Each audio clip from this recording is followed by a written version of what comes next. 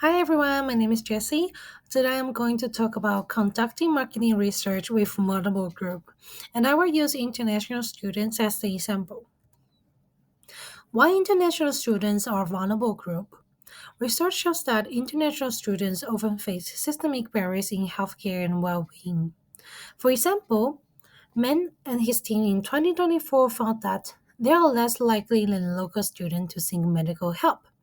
Many because of the cost, limited knowledge about insurance, or fear of unfair billing.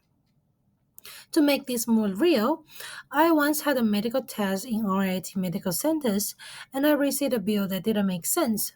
When I tried to solve it, different department just pushed me around.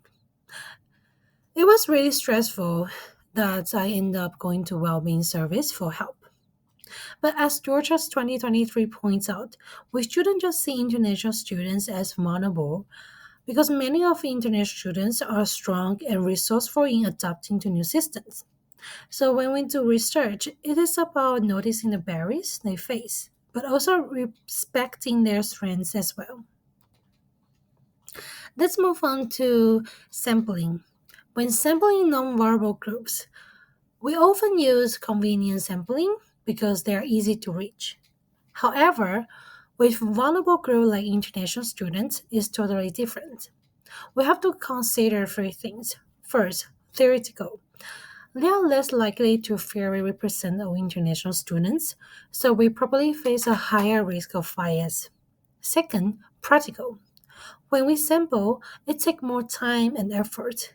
We need to build their trust, which often means that we need to use snowball sampling and gatekeepers. Third, ethical. We must be extremely careful to ensure participants are fully informed, and we have to protect their personal information and avoid stereotyping them. That's why, when research international students, we can't just use the same sampling method as with nonverbal groups. So, let's look at three different sampling methods. First, convenience sampling. This is the easiest because you just go for whoever is around you, like students in the library or at the club. It is fast and cheap, which is why people usually use it a lot. But the problem is, it is very biased. As Peterson and Monaco 2014 shows that even when you only use student sample, the results can change a lot depends on which university they're from. So it is not very reliable. Second, we have snowball sampling. This method works well with vulnerable or hard-rich group.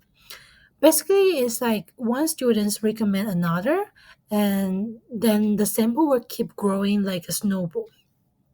So, research shows that the gatekeeper plays an important role as well. This could be someone that the vulnerable group already trust, like a student leader or advisor. So, gatekeeper can help to build the confidence so student will feel safe to join the study. And then there is the respondent-driven sampling, or we can call RDS.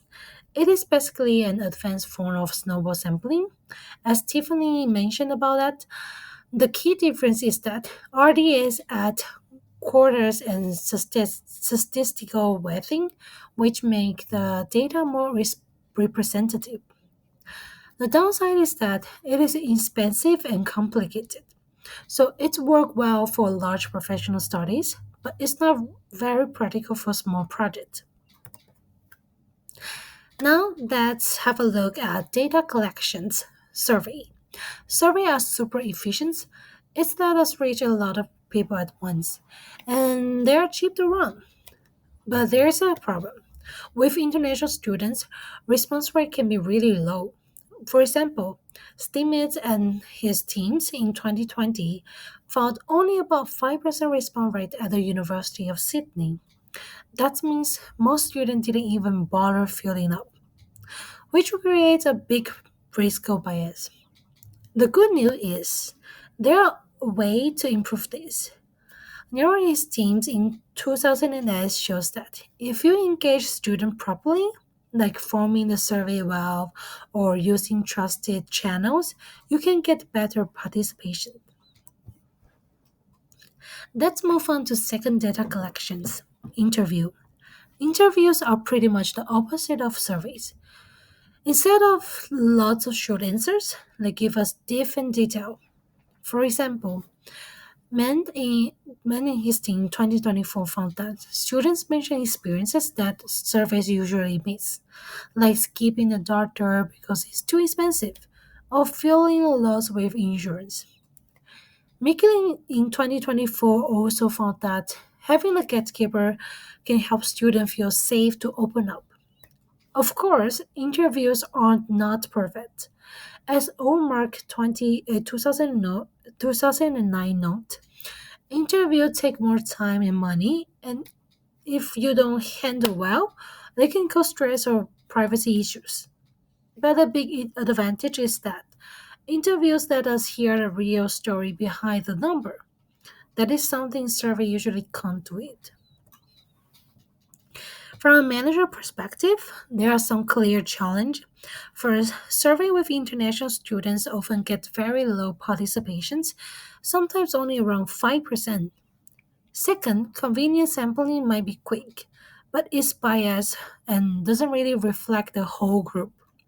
Third, interview can be risky. If they are not handled carefully, they may cause stress or raise privacy concerns. And finally, framing is a challenge.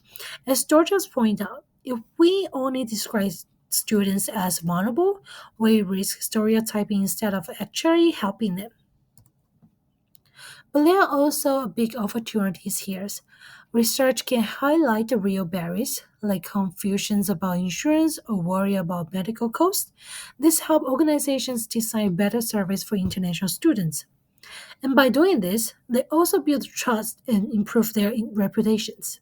So, what I recommend to do first, use snowball sampling with Gatekeeper help reach hidden voice. Second, use mixed data collection method. Surveys just trends, while interviews give deeper insight. Third, always put ethic first. According to the Research Society, we need to make sure consent is clear, protect participants' information, and avoid stereotypes. This way, we don't just improve data quality, we also show a real commitment to diversity, equity, and inclusions. In conclusions, international students are a vulnerable group. And this is my reference. Thank you so much.